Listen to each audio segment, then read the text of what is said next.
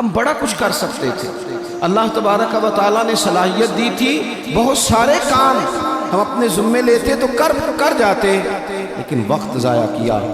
امام بہقی نے حدیث لکھی ہے، میرے رسول پاک صلی اللہ تعالیٰ علیہ وسلم نے ارشاد فرمایا جب صبح دن چڑھتا ہے نا تو دن اعلان کرتا ہے، وہ دن اعلان کرتا ہے، کہتا ہے میں آج آیا ہوں، آج کے بعد نہیں آؤں گا، آج کے بعد نہیں آؤں گا. کچھ کرنا ہے تو کر لو. آج جو دن آیا ہے نا، آج یہ قیامت تک دوبارہ واپس نہیں آئے گا. کچھ کر لو. جس نے آج تلاوت نہیں کی اس کا یہ دن بغیر تلاوت کے گزر گیا. میرے عزیز، جس نے آج درود پاک نہیں نہ پڑھا، حضور کو یاد نہیں کیا، اس کا یہ دن گزر گیا بغیر درود پاک. جس نے آج سجدوں کی کثرت نہیں کی، یہ دن بیت گیا. دن کہتا ہے دوبارہ نہیں آؤں گا. حضرت عمر بن عبدالعزیز رحمۃ اللہ علیہ سے کسی نے کہا حضور یہ کام رہنے دے، کل کر لیں گے. تو آپ فرمانے لگے اگر یہ کام کل کروں گا تو جو کام کل کرنے ہیں وہ کب کروں گا؟ یہ کل پہ ڈال دوں گا تو جو کام کل کرنے وہ پھر کب کروں گا؟ وہ کل والا دن بھی پھر اسی طرح گزر جائے گا. 39 سال عمر پائی حضرت عمر بن عبدالعزیز. کتنی؟ ہلکا سا بولیے گا. 1 کم 40، 1 کم 39 سال عمر. پچھلے بادشاہ ظالم تھے، یہ ان کے ظلم بھی ہو گئے.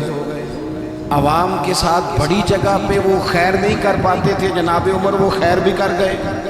حضرت عمر بن عبدالعزیز رحمۃ اللہ علیہ سارا حکومت کا نقشہ بھی بدل گئے. یہ 20 قرآن بھی پڑھ گئے اور کروڑوں دفعہ مدینے والے پہ درود و سلام بھی بھیج کے چلے گئے. عمر 39 سال پائی، عمر 39 سال پائی. بیت گیا ہمارا وقت. پیچھے پلٹ کے دیکھتے ہیں تو بڑا کچھ ضائع کر رہا ہے. مزید نہ کرنا، مزید نہ کرنا. اپنے اگر ہم چاہتے ہیں معاشرہ اصلاح پذیر ہو تو ایک تو با مقصد، دوسرا وقت بالکل کسی موقع پہ ضائع نہیں کریں، کسی موقع. امام شافعی رحمۃ اللہ علیہ فرمایا کرتے تھے میں نے صوفیاء سے ایک بات سیکھی ہے جس نے مجھے بڑا نفع دیا ہے. حضور وہ کیا ہے؟ آپ فرماتے ہیں صوفیاء فرمایا کرتے ہیں کہ وقت ایک تلوار ہے، اسے اپنے ہاتھ میں کر لو تو بڑی مشکلات کاٹ ڈالو گے، اور اگر تم نے اس کو اپنے ہاتھ میں نہ کیا تو پھر وقت تو تلوار ہی ہے، یہ تمہیں کاٹ ڈالے گا، پھر تم کٹ جاؤ. جوان بالخصوص یہ ٹائم پاس یہ نکال دیں. مزاج بن گیا ہے ہمارا شغل میلے کا.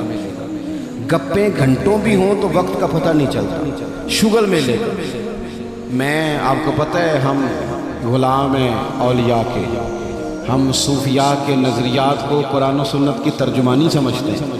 لیکن یہ کہ آپ نے نہیں دیکھا ہوگا کہ 20 لوگ اکٹھے ہو کے کسی جگہ ایک گلی سے نکلے ہوں، کوئی پوچھے کدھر جا رہے ہو تو کہیں ہم جمعہ پڑھنے جا رہے ہیں مسجد. 20 ہو کے نہیں نکلتے. لیکن اگر ٹھنڈے علاقے میں سیر کرنے جانا ہو تو 20 کی بس بھر جاتی ہے کہ نہیں؟ اگر کہیں فلانی جگہ میلہ لگا ہوا ہے تو پھر 2-3 گلیوں سے بسیں بھر جاتی ہیں کہ نہیں؟ میں اکثر کہتا ہوں کہ آپ نے شغل میلہ بنا لیا ہے مزارات کا. شغل میلہ سارے رستے میں نماز نہیں پڑھی. کیا مزاج؟ وقت کو ضائع کر رہے ہیں اور بڑا زیادہ کر رہے ہیں، اور یہ پلٹ کر ہاتھ نہیں آئے گا. جن لوگوں نے کام کیا، ہمارا 1000 اختلاف ہے یورپ کے ساتھ، پر یہ بات تو مان جاؤ نا انہوں نے اپنا وقت مینج کر لیا، مینج کر لیا. ہم ابھی تک ہیں، بہت ساری چیزیں ہیں ناروں میں زندہ ہیں، انہوں نے مینج تو کیا. تیسری بات میرے عزیز اصلاح معاشرہ کے لیے جو بڑی اہم اور بڑی ضروری ہے وہ یہ ہے کہ ترجیحات کا تعین کریں زندگی میں. میری دراصل ترجیح کیا ہے، اصل مقصود کیا ہے. یہ ہمارے مذہبی اجتماعات ہوتے ہیں، مجھ سے لوگ وقت لینے کے لیے آتے ہیں، بڑے اچھے لوگ ہوتے ہیں، خیر کے لیے آئے ہیں، ورنہ ہمیں کون پوچھتا ہے. تو میں کئی دفعہ پوچھتا ہوں دوستوں سے کہ جو آپ محفل کرا رہے ہیں تو کوئی پس منظر بھی تو بیان کر دیں، مقصود کیا ہے. چلیں اتنا ہی کہہ دیں کہ ثواب کی نیت سے کرا رہے ہیں، اللہ میں اجر دے گا.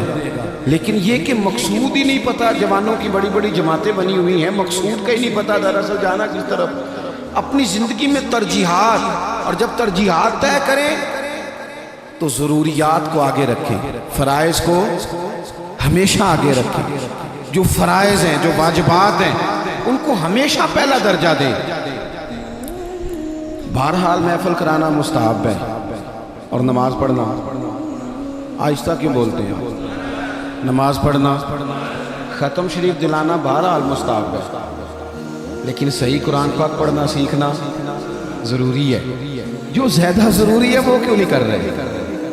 ترجیحات اگر آپ لے آئیں گے نا، میں بہت سارے لوگوں کو جانتا ہوں توجہ سے ختم دلاتے ہیں، ہمیں بھی کہتے ہیں مولانا اس دفعہ ابا جی کے ختم پہ آپ کی باری ہے، پچھلے سال فلانے کو بلایا تھا، اس سے پچھلے سال فلانے کو۔ بھئی آپ نماز پڑھتے ہیں؟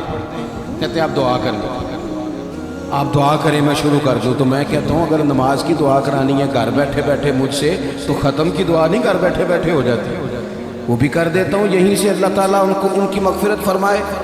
ترجیحات ہمیشہ آپ کے جو ضروری کام ہے یاد رکھ لیں، آپ کے مدرسہ بڑا ضروری ہے۔ میں کسی کی تعریف بڑا کم کرتا ہوں، اس لیے کہ تعریف خوشامد بن جاتی ہے تو بندہ مشکل میں آ جاتا ہے، لیکن ابھی میں آیا ہوں نا تو یہاں بچے ساتھ قرآن پاک پڑھ رہے تھے، میرے حاشیہ خیال میں یہ بات بھی آ سکتی تھی کہ قاری صاحب نے، حضرت صاحب نے چھٹی کیوں نہیں کرائی، مسجد میں محفل ہے، لیکن آپ یقین کریں کہ میرا دل اتنا ٹھنڈا ہے، میں نے کہا یہ بالکل صحیح کر رہے ہیں، ان کو پڑھنا ہی چاہیے۔ یہ جو کام ان کے لیے زیادہ ضروری ہے، ان کے گھر والوں نے جگر کے ٹکڑے دیے پڑھانے کے لیے، تو جو جس کام کے لیے بھیجے ہیں وہ کام ضروری ہے وہی نہیں کرنا چاہیے۔ ترجیحات تو طے کرے میرے بھائی، دراصل ترجیح کیا ہے؟ حضرت طلحہ رضی اللہ تعالیٰ عنہ فرماتے ہیں ایک بدو حضور کی بارگاہ میں آیا، سادہ بندہ، بال بکھرے ہوئے، حالت بڑی پراگندہ، مشکات میں حدیث ہے۔ اس نے آن کر کے عرض کی یا رسول اللہ صلی اللہ تعالیٰ علیہ وسلم، حضور مجھے بتائیے اسلام کیا ہے، اسلامی احکامات بتائیں۔ تو حضور نے کلمہ شہادت کے بعد فرمایا کہ وقت پر نماز پڑھنا، دن اور رات میں 5 نمازیں تیرے اوپر ضروری ہیں۔ اس نے عرض کی حضور کچھ نفل بھی پڑھوں؟ تو فرمایا اگر تو اپنی طرف سے پڑھے تو بڑا ہی اچھا ہے۔ اس نے کہا اس کے بعد فرمایا سال میں 1 مہینے کے روزے رکھنا۔ عرض کی حضور کچھ نفلی بھی رکھوں؟ فرمایا رکھے تو بڑا بہتر ہے۔ پھر فرمایا حج فرض ہو جائے تو پہلی فرصت میں کرنا۔ حضور کچھ ساتھ نفلی بھی کروں؟ فرمایا کرے تو اچھا ہے۔ پھر فرمایا زکوٰۃ دے، زکوٰۃ۔ اس نے عرض کی یا رسول اللہ صلی اللہ تعالیٰ علیہ وسلم کچھ نفلی صدقات بھی کروں؟ فرمایا کرے تو بڑا اچھا ہے۔ اس نے یہ باتیں سن کے نہ صرف فرائض کی تعلیم دی، فرائض کی۔ آج جو خطیب مجھے اور آپ کو نکتے سنائے ہم توجہ سے سنتے ہیں، اور اگر فجر میں امام صاحب وضو کے مسئلے بتائیں تو کہتے ہیں ایڈا عالم ہی نہیں، عالم تھے اسی جن نے کل بڑی اونچی تقریر کی تھی۔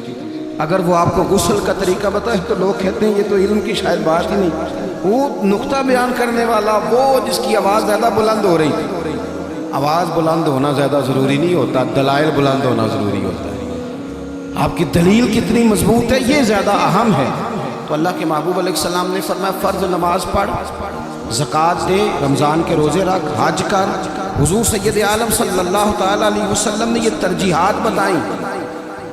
وہ شخص پتہ ہے حضور سے کیا کہتا ہے؟ کہتا ہے یا رسول اللہ جو میں نے آپ سے سنا ہے نہ کمی کروں گا نہ اضافہ کروں گا۔ گویا وہ مان گیا کہ میں ترجیح دوں گا فرائض کو۔ تو رسول پاک صلی اللہ علیہ وسلم نے فرمایا صحابہ کی طرف دیکھ کے فرمایا اگر یہ جو کہہ رہا ہے اس پہ ڈٹا رہا، جو اس نے کہا ہے اگر وہ سچ کیا اس نے، تو فرمایا پھر یہ بندہ کامیاب ہو جائے گا، پھر یہ فلاح پا جائے گا۔ آپ ترجیح ہمیشہ اہم کام کو دیں۔ میں جو بات کرنے لگا ہوں میرے علماء اس کی ذمہ داری لیں گے۔ آپ سے یہ نہیں پوچھا جائے گا کہ آپ نے مزار پہ چادریں کتنی ڈالی، یہ ضرور پوچھا جائے گا کہ ماں باپ کی خدمت کی کہ نہیں کی۔ تو جو ترجیح ہے مزار پہ چادر ضرور ڈالیں، منع نہیں، پر یہ کہ وہاں وقت پہ جانا، وہاں ڈیوٹی ٹھیک کرنا اور اماں ابا گھر میں پریشان ہو۔ رسول کائنات صلی اللہ علیہ وسلم کی خدمت میں ایک صحابی حاضر ہوئے، عرض کی یا رسول اللہ صلی اللہ تعالیٰ علیہ وسلم میں ایک مسئلہ دریافت کرنے آیا۔ میرے دوستو پتہ ہمیں کیا ہوا ہے؟